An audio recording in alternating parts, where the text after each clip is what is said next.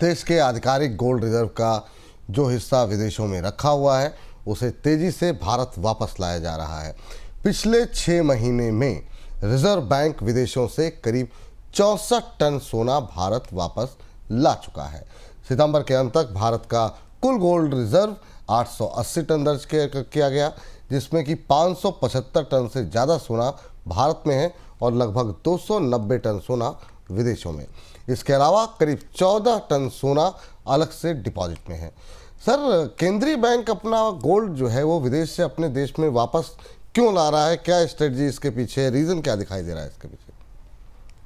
विपुल जी, ये क्रम शुरू हुआ था सोवियत संघ पर सैंक्शंस के बाद। जब यूक्रेन और रूस के बीच युद्ध हुआ था उसके बाद पूरी दुनिया ने लंबे समय बाद इतने बड़े पैमाने पर सैंक्शंस देखे थे किसी देश पर कि रूस का जो भी एसेट्स जहां थी पूरी दुनिया में, गोल्ड के तौर पर या बाकी, वो सारी एसेट्स फ्रीज हो गई थी। बल्कि उन एसेट्स के सहारे जर्मनी ने तो एक प्रस्ताव रखा है यूरोपीय समुदाय में कि उन एसेट्स को के बदले लोन लेकर यूक्रेन को पैसा दिया जाए ताकि वो रूस के साथ और ताकत के साथ युद्ध लड़ सके। तो पूरी दुनिया के बैंक्स जो आमतौर पर अपने देशों में अपने सोने को नहीं रखते थे, उसकी वजह सुरक्षा और वॉल्ट की चुनौती थी, वो सारे देश अब सतर्क होकर अपना सोना वापस लाना शुरू कर रहे हैं। और ये क्रम पिछले 1-1.5 साल से चल रहा है जब से सैंक्शंस लगे हुए हैं।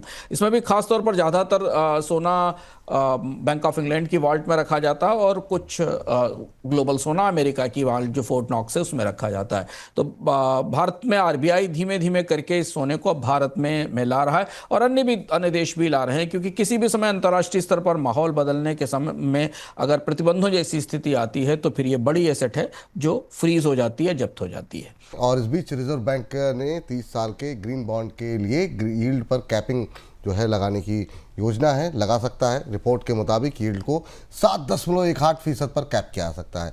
रिजर्व बैंक ने पिछली बार जब इन बॉन्ड्स के लिए नीलामी शुरू की थी तो ऊंची यील्ड पर आवेदन आए थे। सर, ग्रीन बॉन्ड पर सरकार को फिक्स रेट क्यों देना पड़ रहा है?